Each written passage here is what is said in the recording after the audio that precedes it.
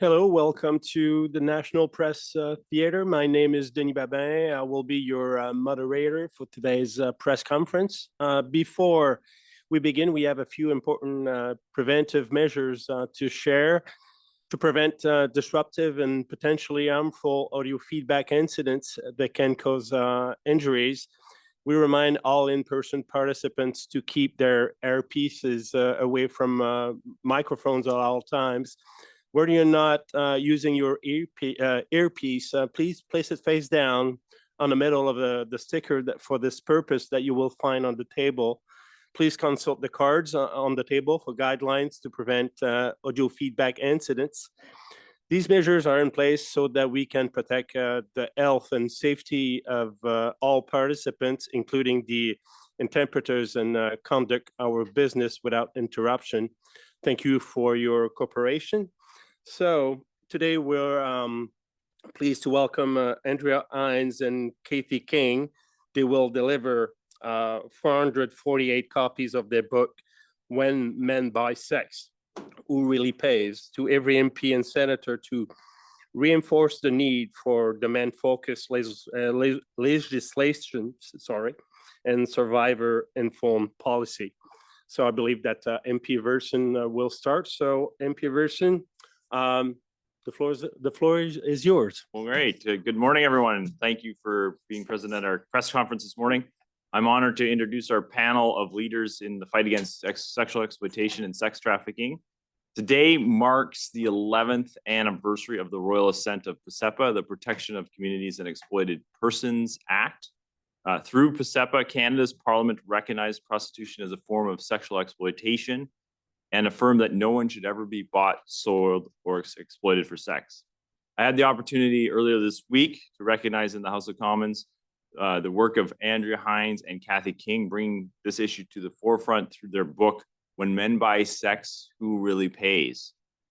So without further ado, I'd like to hand the floor over to Andrea and Kathy, and their voices need to be heard, and they have an important message for parliamentarians. So thank you for being here this morning.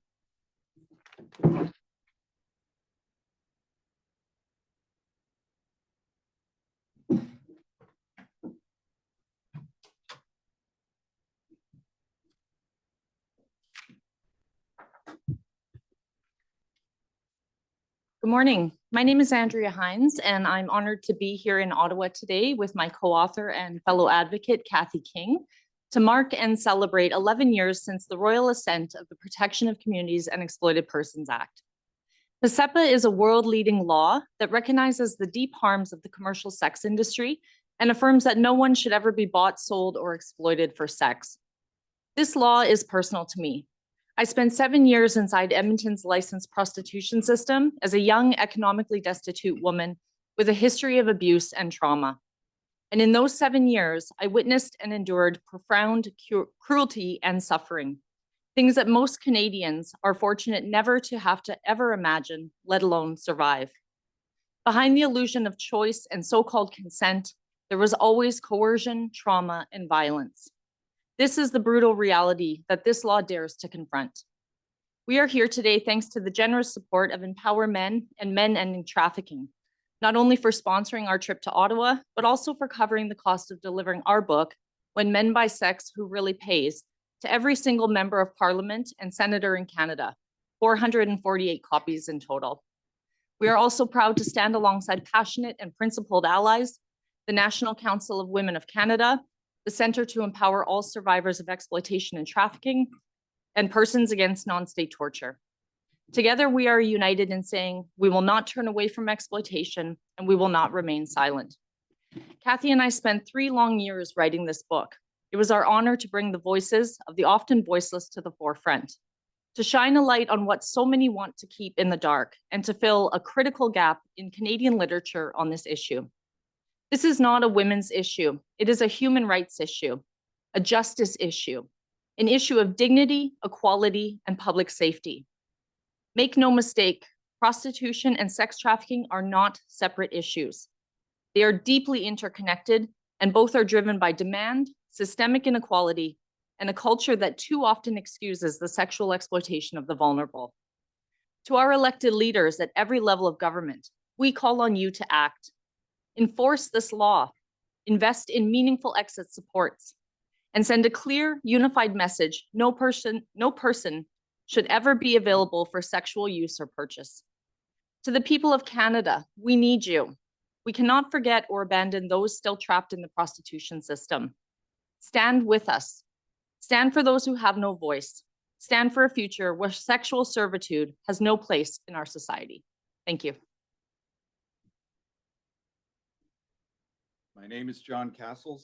I'm the founder and board chair of Men Ending Trafficking, a charitable advocacy organization based in the Toronto area. Also, in my full-time role with SIM Canada, I am the director of an agency called LifeWorthy.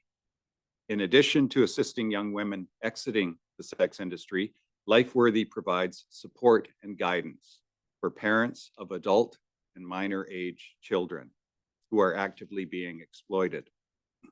The year was 2014 when Justice Minister Peter MacKay signaled that the government of Canada had come to a new understanding on the concern of prostitution, that it is profoundly harmful and inherently exploitative.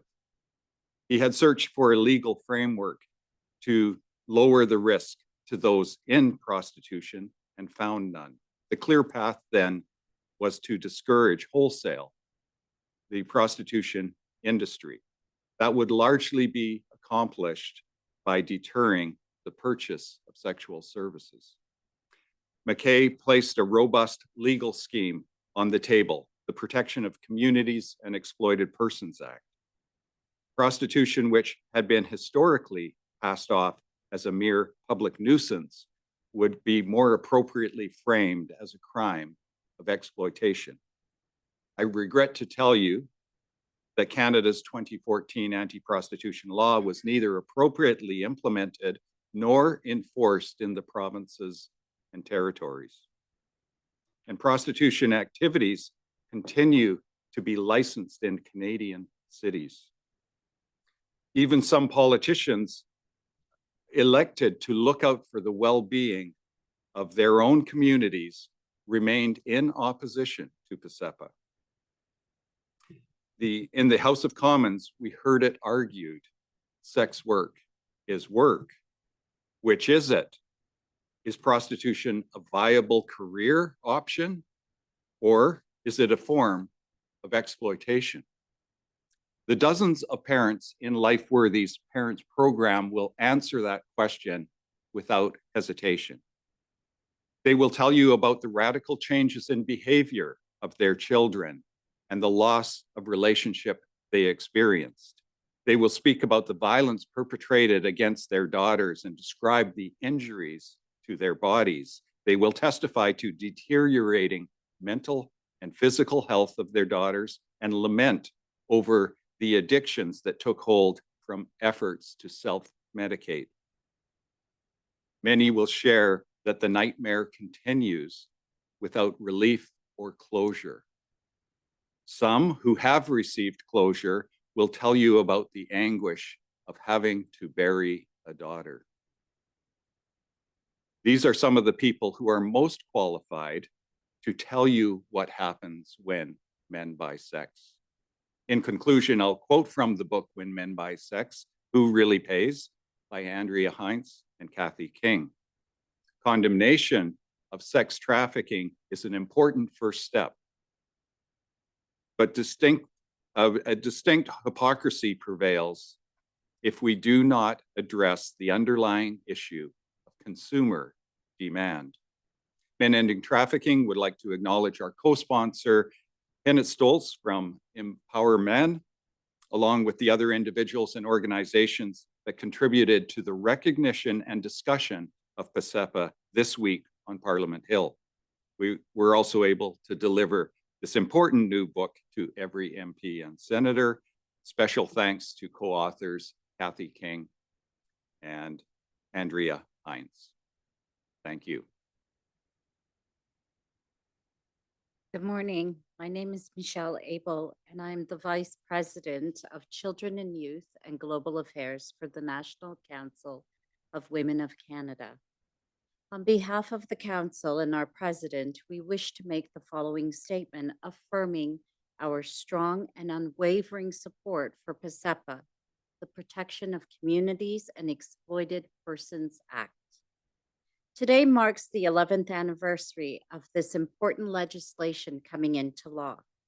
We wish to acknowledge and applaud the tireless efforts of the many advocates and government officials who brought this vital legislation to life and who continue every day to uphold its purpose and impact. Their dedication has enabled Canada to take meaningful steps towards protecting individuals and communities from exploitation. For many years, prostitution legislation has been the subject of debate and division. Yet, despite differing perspectives, one truth remains very clear. The safety and well-being of individuals, especially those who are most vulnerable, must always come first. That is why our presence here today is so important. We stand together as a firm reminder to government decision makers that the Protection of Communities and Exploited Persons Act must not only be maintained, it must be fully implemented and upheld. PCEPA is grounded in trauma-informed research, evidence-based data, and the lived experiences of those working on the front lines. It is a law designed to protect people who sell sexual services and to safeguard communities, including children, from the serious harms associated with prostitution. By targeting and disrupting demand, PCEPA addresses the root causes that fuel exploitation. It aligns penalties for trafficking and prostitution-related offenses, ensuring a consistent and coordinated legal response to practices that are deeply intertwined. This approach not only upholds human rights, but also reinforces Canada's commitment to combating exploitation in all of its forms. Today, as we commemorate this legislation, we also look forward. We reaffirm our collective responsibility to ensure that PCEPA continues to protect the most vulnerable and to strengthen the safety and well-being of communities across our country. Thank you. Good morning, everyone. My name is Liz John West, and I'm the Executive Director of CEASE, Center to Empower All Survivors of Exploitation and Trafficking in Edmonton. For more than 30 years, CEASE has stood on the front lines supporting those exploited in the sex industry, helping survivors rebuild their lives and confronting the demand that fuels exploitation. We are here today because 11 years after the Protection of Communities and Exploited Persons Act became law, the reality is men are still buying sex and women and children are still being harmed. Many men still believe that purchasing sex is legal. And this false belief fuels ongoing violence and exploitation. Every purchase reinforces a system built on inequality, trauma, and the commodification of human beings. At CEASE, we see the consequences of this every single day. In the past 6 months, we have received approximately 150 inquiries from individuals seeking to exit the sex industry. Many of them have endured unimaginable violence, violence that leave lifelong scars. A significant number struggle with poverty, mental health issues, and the trauma of being exploited as children. These are not isolated stories. They are the reality of exploitation in Canada today. We must do better to protect our most vulnerable. We have the laws, now we must implement them. Our community in Edmonton learned long ago that change requires both compassion and accountability. Over 3 decades ago, CEAS helped create STOP, the sex trade offender program to directly address men's demand for paid sex. The program's goal is to educate men, build empathy, and inspire real behavioral change. Through collaboration and law enforcement, prosecutors, probation, health services, and survivors, men who are arrested for buying sex learn the truth about exploitation, about the law, and about the harm they cause. Our data tells a powerful story.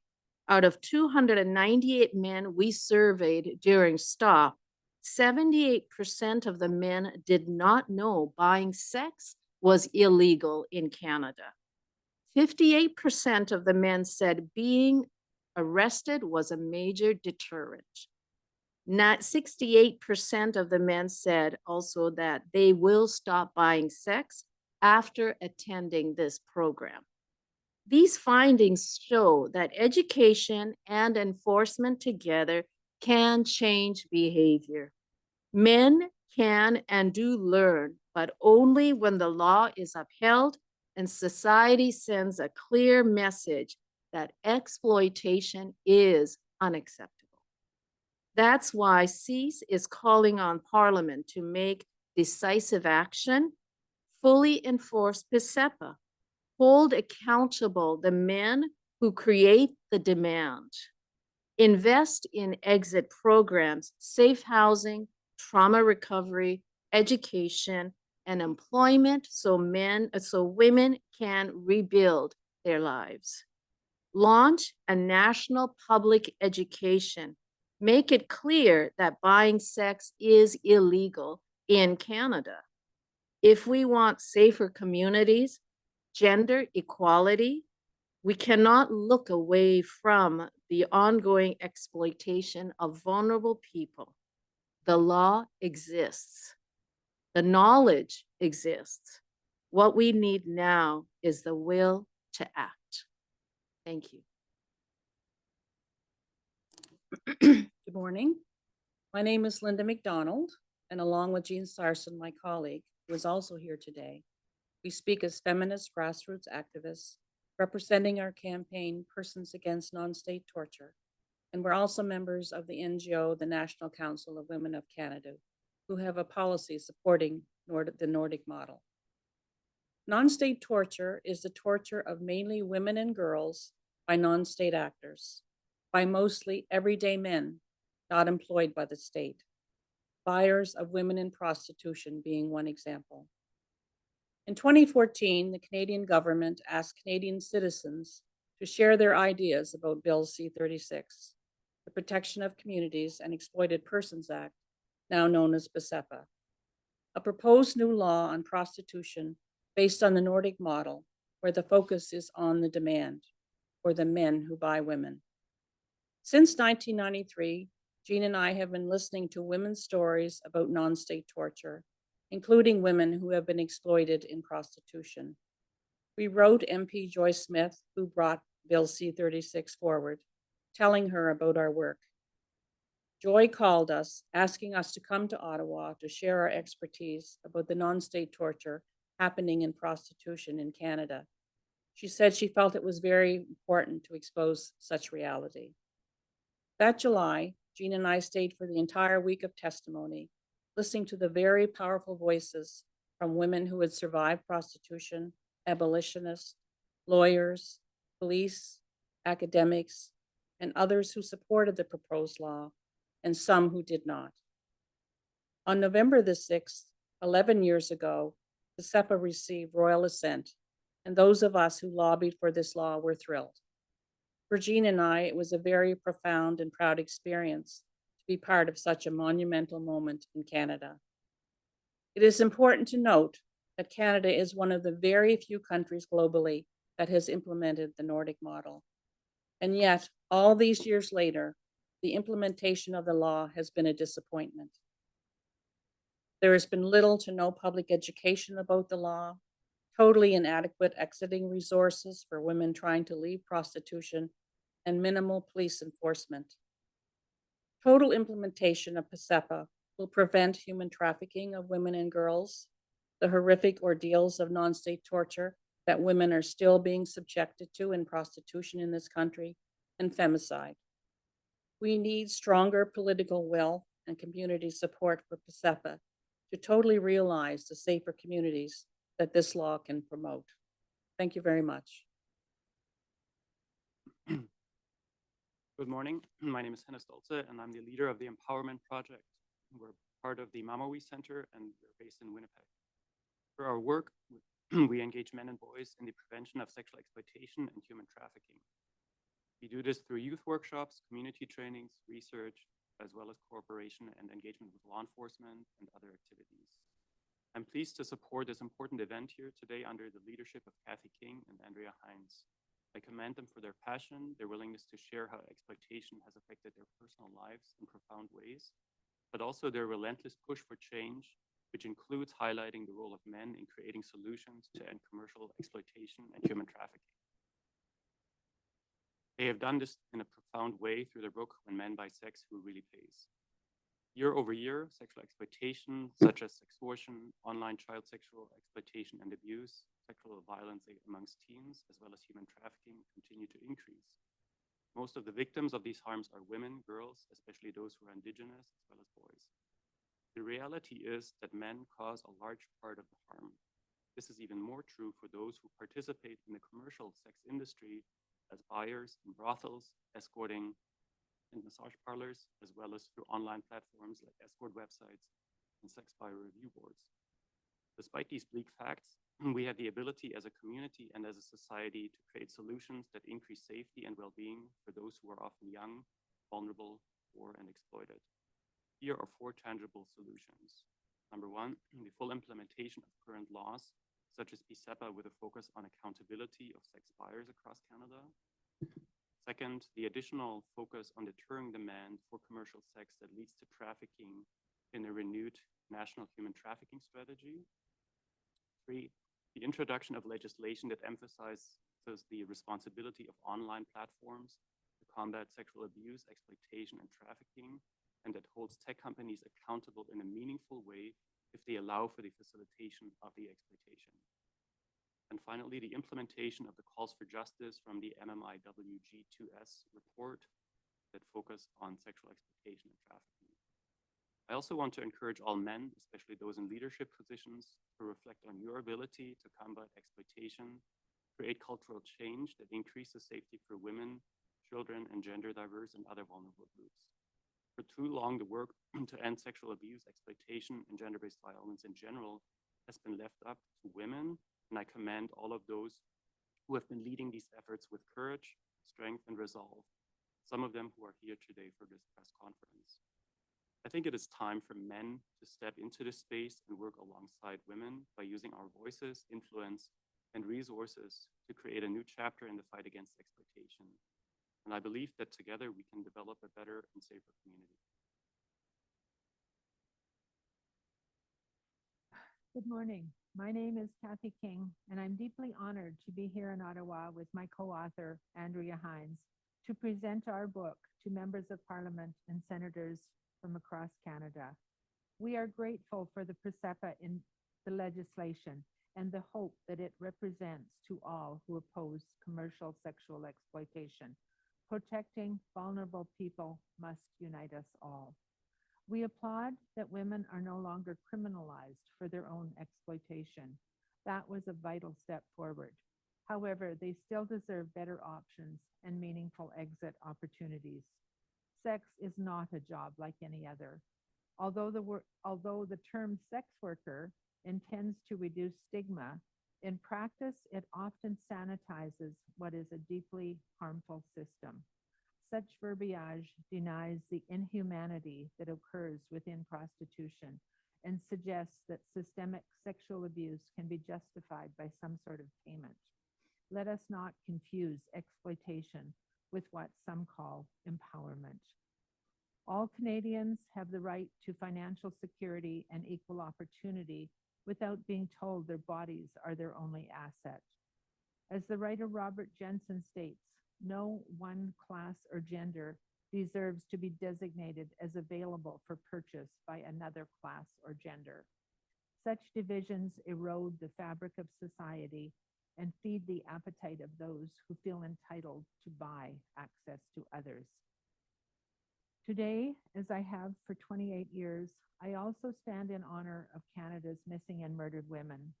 My daughter was one of them, a beautiful young woman who was pulled into a tragic life and disappeared from the streets of Edmonton in 1997. Her body was found a month later, and her name is now part of a heartbreaking list of thousands across Canada whose cases remain unsolved. Canada deserves more than simply harm reduction. We need prevention, not passive tolerance. We need education for both boys and girls, consistent enforcement of our laws, effective penalties for commercial sex offenders, and expanded exit strategies for all exploited people. We know this. When cities license prostitution, it fosters an environment of tolerance, which increases the likelihood of trafficking. Instead of expanding the market, we must work to shrink it. Instead of normalizing exploitation, we must fight for dignity and equality for everyone. That's how we protect the next generation of children and build our nation strong and free. Thank you. Now it's time for questions from reporters. One question, one follow-up. We start in the room, followed by people online. No one in the room, no one online. So this marks the end of this press conference. I would like to thank Ms. Heinz, Ms. King, as well as everybody else for coming.